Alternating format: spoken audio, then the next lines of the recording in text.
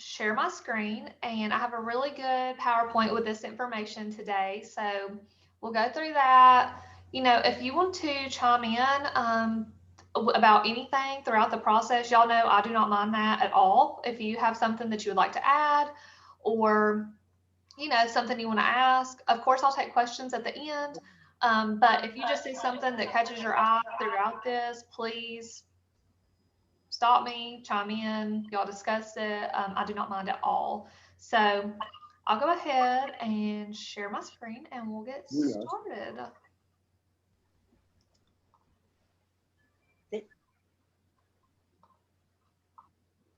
Fountain.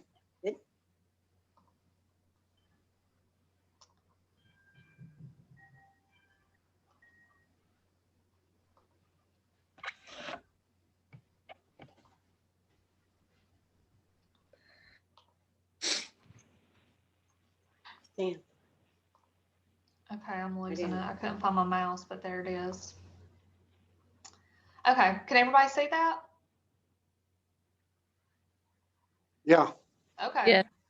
All right. So today we're going to talk about caregiver depression and anxiety, which I'm sure if you have not experienced that, you probably know someone else that has, or maybe you've battled it and not, been able to express it or speak about it. So no matter if you've been personally affected or if it's just something you feel that you may be affected with in your future or your past, it's good information that we can all use to help ourselves or someone else. So, most of you are family caregivers, and so that's why this is, focused on the depression and anxiety within caregivers, because a lot of times caregivers themselves are looked over because, people just think you're caring for a loved one. They either don't know how to communicate with you, they don't know that they have the right things to say to you or the right resources to help you. So, a lot of times people just try to avoid you altogether. And that is really sad because as a caregiver, you need all the support you can get. So, caregiving does not cause depression, nor will everyone who provides care experience the negative feelings that go with depression. But in an effort to provide the best possible care for a family member or friend, caregivers often sacrifice their own physical and emotional needs, which I'm sure you can all relate, and the emotional and physical experience involved with providing care can strain even the most capable person. The resulting feelings of anger, anxiety, sadness, isolation, exhaustion, and then guilt for even having these feelings can really cause a heavy toll on yourself and your mental health and your well being. So, unfortunately, feelings of depression are often seen as a sign of weakness rather than a sign that something is out of balance. Comments such as snap out of it or it's all in your head are not helpful. If you've experienced this with people saying this to you, I'm sure you can relate. They reflect a belief that mental health concerns are not real. Ignoring or denying your feelings will not make them go away. Mental health is very important. It is not something that, is just made up in your head or not real. It can have a real negative effect on your physical health and really cause multiple bad things to go on within your well being. So, Yeah. people experience depression in different ways. The type and degree of symptoms vary by individuals and can change over time. The following symptoms, if experienced for more than 2 consecutive weeks, may indicate depression. So, some of these things that can be an indicator would be a change in eating habits resulting in unwanted weight gain or loss, a change in sleep patterns. Either you're sleeping too much or you're not getting enough sleep or unable to get a full night's rest. You're feeling tired all the time. You maybe have a loss of interest in people or activities that once brought you pleasure or that you really enjoyed doing. You become easily agitated or angered. So I know me, just, not getting enough sleep alone I can easily become agitated. That's something, so each of these things have a go hand in hand that can, one thing can trigger another. And the next thing you know, you're going down the list of all these negative things going on. So you have a feeling that nothing you do is good enough. Thoughts of death or suicide, or some people even attempt suicide, unfortunately. Ongoing physical symptoms that do not respond to treatment, such as headaches, digestive disorders, and chronic pain. Did y'all know that even depression or even anxiety can cause digestive problems within your body? That is very common. So that's something that a lot of people may not realize, that they're experiencing these negative emotions, but you may be having these other ailments such as like a chronic pain, ongoing headache, like I said, digestive issues, and that may be your only indicator of the anxiety or depression. So that's something to think about. What to do if you think you are suffering from depression. So this is a hot topic because a lot of people, sometimes people don't recognize they're experiencing it at all. And then some people do recognize it, but they just don't feel, that it's relevant enough to bring up to anyone or to feel like talking about it. So depression deserves to be treated with the same attention of that any other illness, such as diabetes, high blood pressure, anything like that. It deserves the same treatment as something that most people consider severe or not even that severe. So the best way to figure out what is causing symptoms is to talk to a professional like your doctor. If like I said, a lot of people aren't just apt to just immediately talking to anyone in general, and even talking to a professional may be intimidating in that situation. So maybe if it's just talking to a family member or friend, telling them how you're feeling, and then at that point, they may can seek the professional help for you. So if you feel uncomfortable using the term depression, tell your doctor that you're feeling blue or feeling down and describe your personal experience and symptoms. The more specific you can be, the better your doctor can help you. The important thing is to make it a priority during your appointment and be as honest as possible so your doctor can help you. So I know this focuses a lot on the doctor aspect. Again, if you don't feel bold enough with it, or you just don't feel, whatever it may be. It may be something holding you back to not talk to a professional. Share this information with a family member or friend, someone that you know is going to take you serious, and then they can seek that help for you. So, some special caregiver concerns when it comes to depression and anxiety.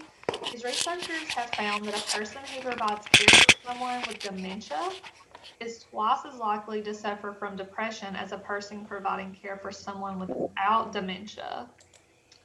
Also, women tend to experience depression at a higher rate than men. So, female caregivers, be aware.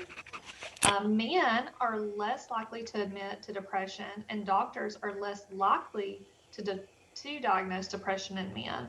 So, men will more often self treat their depressive symptoms of anger, irritability, or feelings of powerlessness with alcohol or overwork. So I could see that being very common with a man. Um, you know, Men and women just deal with feelings and things. They tend to deal with them differently. So that I could see that being relevant.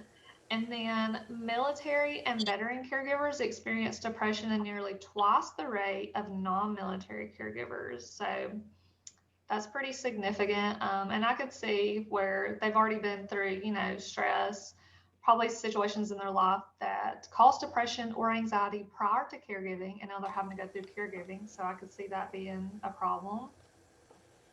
And then lack of sleep contributes to depression alone. While sleep needs vary, most people need 8 hours a day.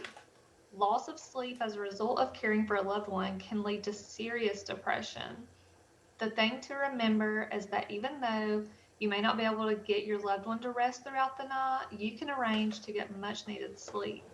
Hiring a respite worker, engaging a friend to be with your loved one while you take a nap, finding a adult daycare center, or scheduling a stayover with another family member for a few nights are a few ways to keep your caregiving commitment while getting the sleep you need. So this goes back to how important respite is. This is essentially saying that take advantage of respite when you can, even if it's for you paying for respite for you to be able just to get a nap or to sleep through the night. I do know that in my family there was a sick loved one, and another family member did have to pay for respite just to be able to sleep at night. So sometimes that's just a need that needs to be met. And then making the decision to move a loved one to a care center is very stressful.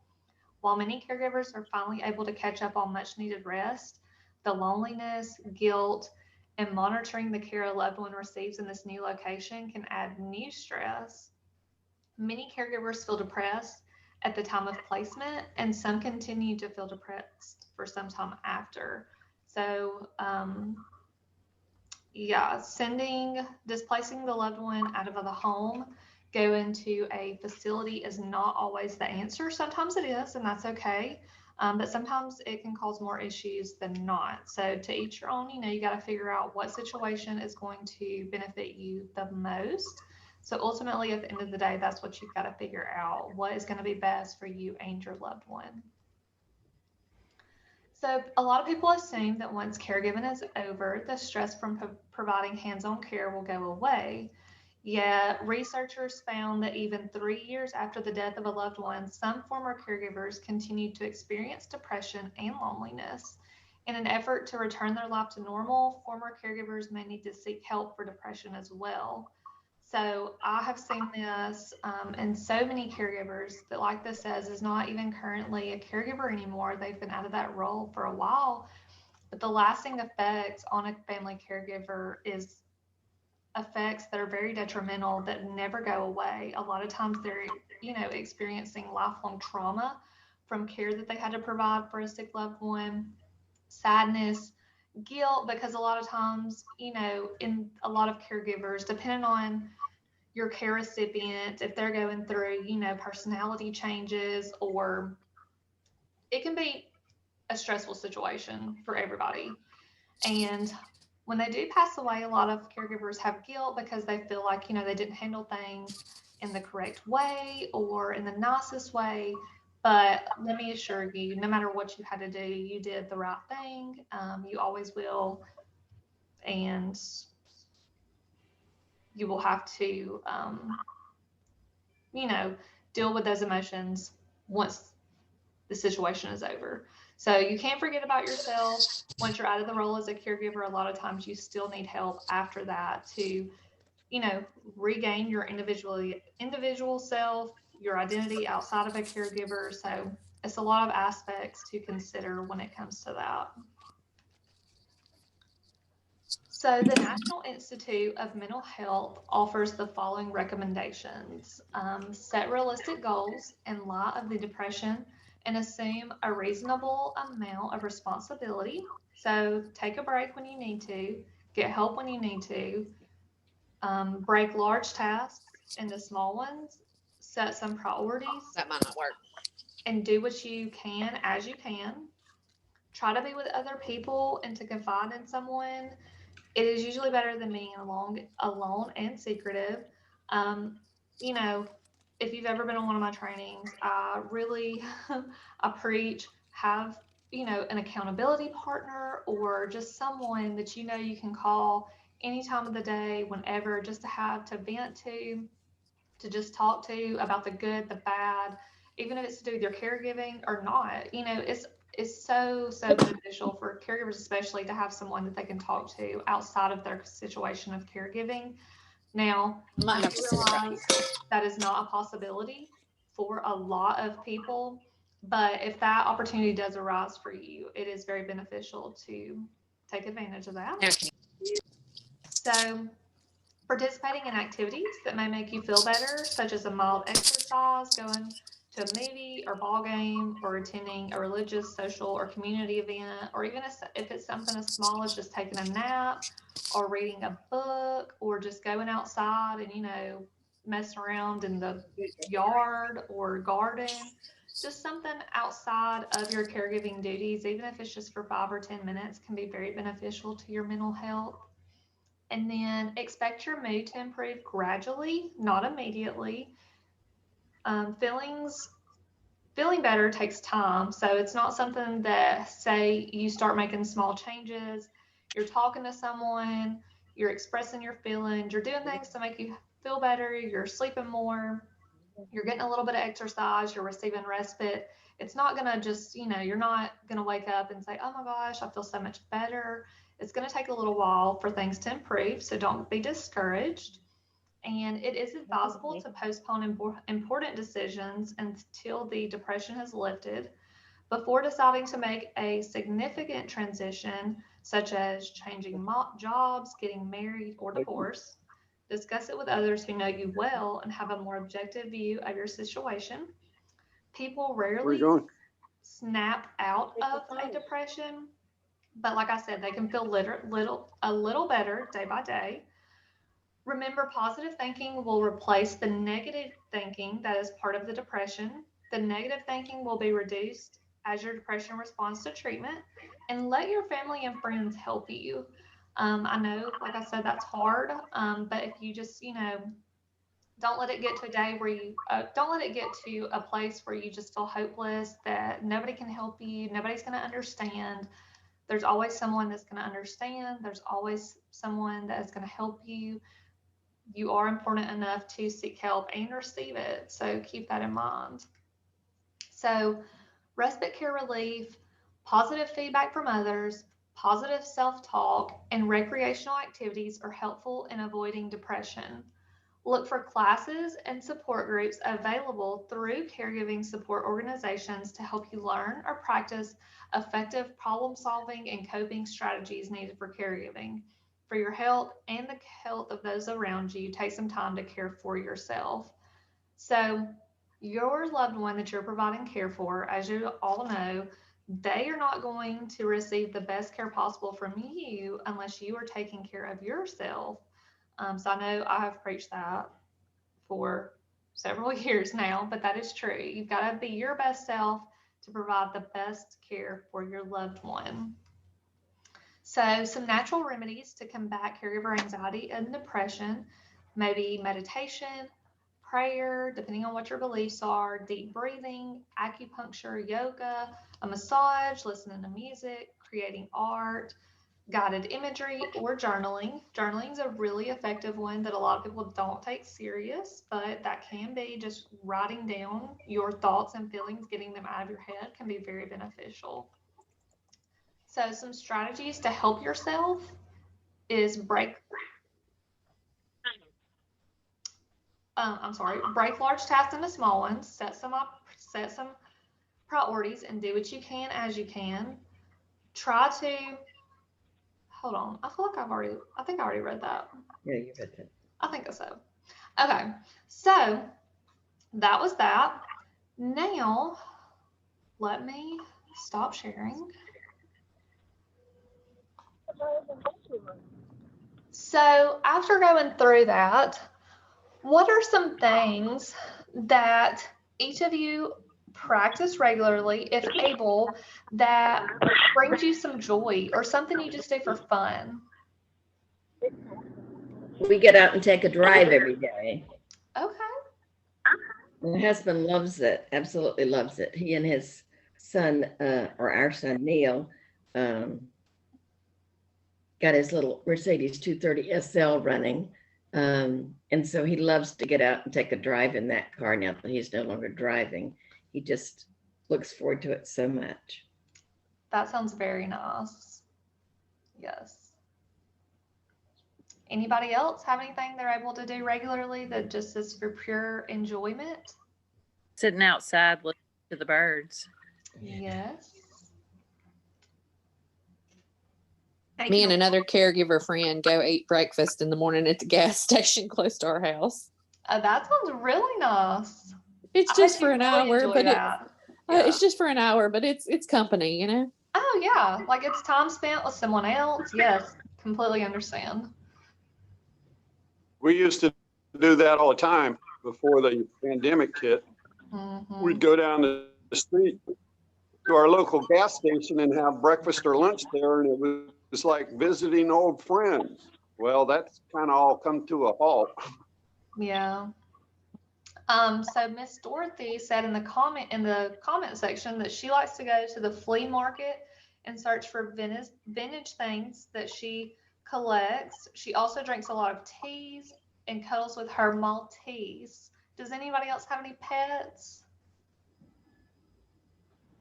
I Pets, see yeah, some. Yeah, pets. they're a liability. Yeah, I have I've got a black Labrador, 16 years old. He's blind because of cataracts, and he's incontinent. oh no. Oh, yeah. So that's one problem. And then we got a cat that's also 16 years old. That cat's diabetic and requires insulin shots twice a day. So that's one of the things I got to do. Well, I've Feeding. got a 100-pound bloodhound that lives in the house, and he is only 5, but was just recently, over the past few months, diagnosed with epilepsy. So that's been a new journey for us. He's had quite the seizures, so that's been an experience, but it's okay. He's doing better. My grandmother says the only pet she has is her grandchildren. Those are good ones. We make a big My mess. wife says the only grandchildren we have are our pets. Yeah. I guess it works both ways. Yeah. Okay. So now another question. Mr. Babsky said that, he used to be able to do a few more things pre-COVID that brought him joy. So what are some things that you all, through COVID and the pandemic and quarantine, what are some things that y'all have, new things that you have enjoyed doing? Zoom meetings with friends Yes. and family. Yeah, the Zooms meetings, not only with Alabama Lifespan Respite, but also from the First Methodist Church of Dothan. They have a program also for Oh, really? training caregivers. Oh, that's awesome. I didn't know they were doing anything. I'll have to check that out. Oh yeah, they do quite a bit. It's weekly, every Thursday at 10:30. Well, that's awesome. Yeah, There's another group. There's another group we were involved with. It's called the Alzheimer's Resource Center in Dothan. But once the pandemic hit, they completely shut down. But we Oh, used to really? have weekly meetings with them. We'd actually go there in person. The funny thing about it, we met at that church that we're now going to Zoom meetings with at First Methodist Church of Dothan. Hmm. Yeah, when when COVID first hit and everything went to Zoom, I kind of dreaded it a little bit. For some reason they weren't very enjoyable at first, but now I just love it because I really do feel like even though we're not together, I truly feel like we are, and at least I'm seeing, all of your faces outside of just the people I'm around every day.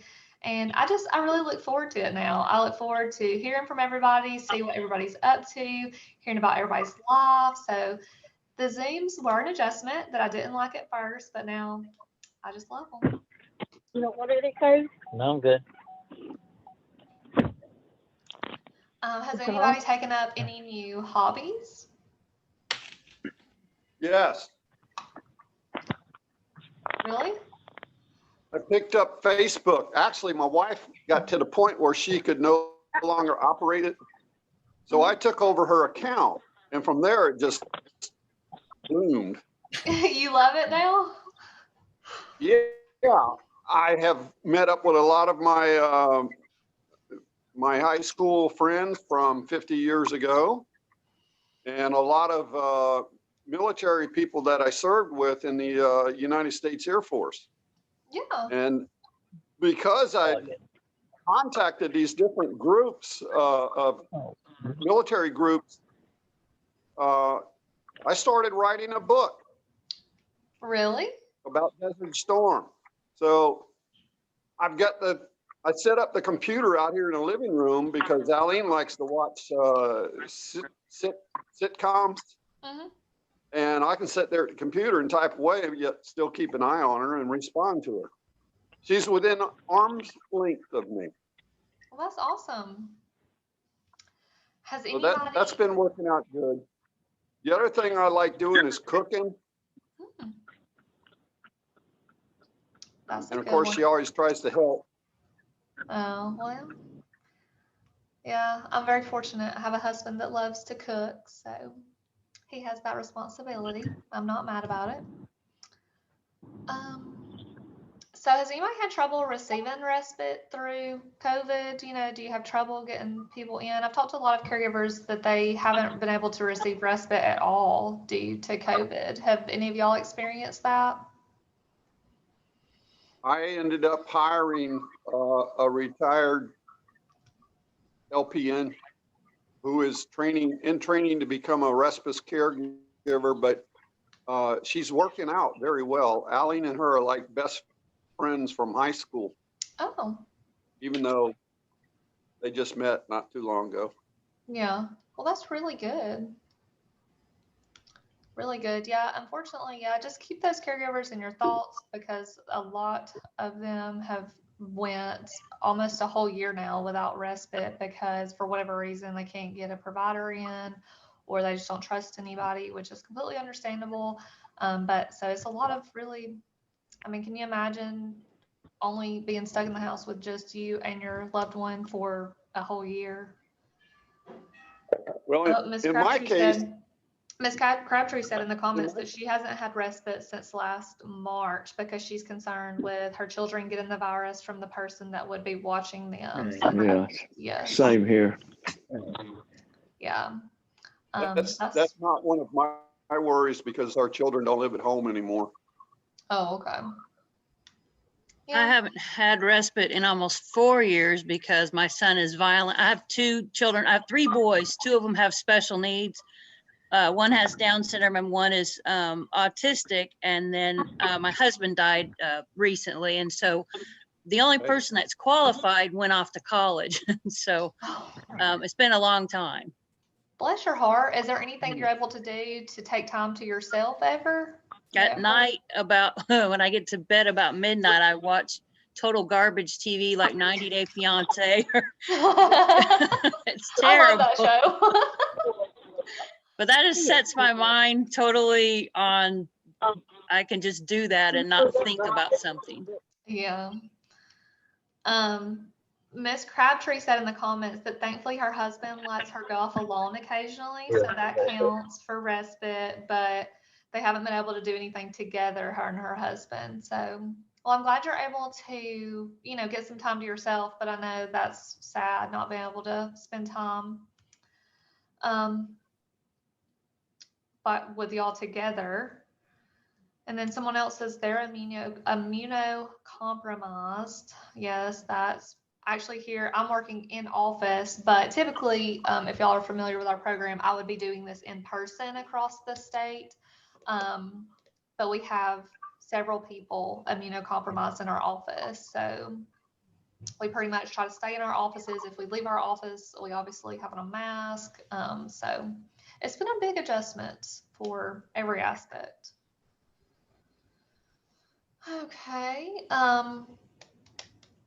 So Carly, did I understand that you normally would be doing that here in Huntsville? I do it statewide. So Statewide. every county in the Caregivers state. meeting. Okay, so you travel. Yes. We Because actually had a better turnout via Zoom. Which probably. I didn't really, I don't know why we didn't really think about beforehand, but this is so much more accessible to family caregivers, you know, that can't get out of the house. I don't know. So I hope we can continue doing this for long term. At least, I'll probably go out a little bit, but I hope we can still implement these Zoom trainings to make it more accessible to more caregivers. But it is nice to get in person, as y'all can imagine, because when I was doing them in person, a lot of times the caregivers that were able to come, that was the only break from their caregiving role that they ever got. And so it's really enjoyable. We play games together, chit chat, just be in the presence of other people. So the in-person ones are really good too. But yes, I'm thankful for the aspect of COVID that it has made our trainings more accessible to family caregivers. Well, is there A lot of anything else? churches have, I'm sorry, go ahead. I was saying a lot of churches have found the same type thing, that their numbers are actually up with Zoom. Yeah. Yeah. Yeah, a lot of churches have seen an increase. It's just been really awesome because, like everybody has made pretty much everything accessible via Zoom. Even workout classes now you can find over Zoom, like yoga, anything like that. So it's been really awesome. Counseling services like therapy you can do over Zoom now. So, and if y'all follow us on Facebook, we actually have a grant to anybody being served under Alabama Respite. We can pay for therapy services for you up to $1 amount. So, if you're interested in that, go to visit our Facebook page at Alabama Lifespan Respite Resource Network. I think that's what our Facebook is called.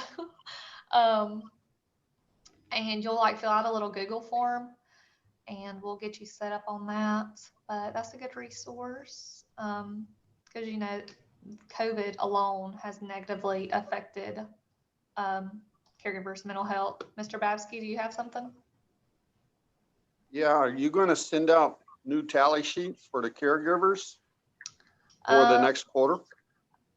So depending on what program, what funding stream you're on, I just sent out second universal timesheets last week.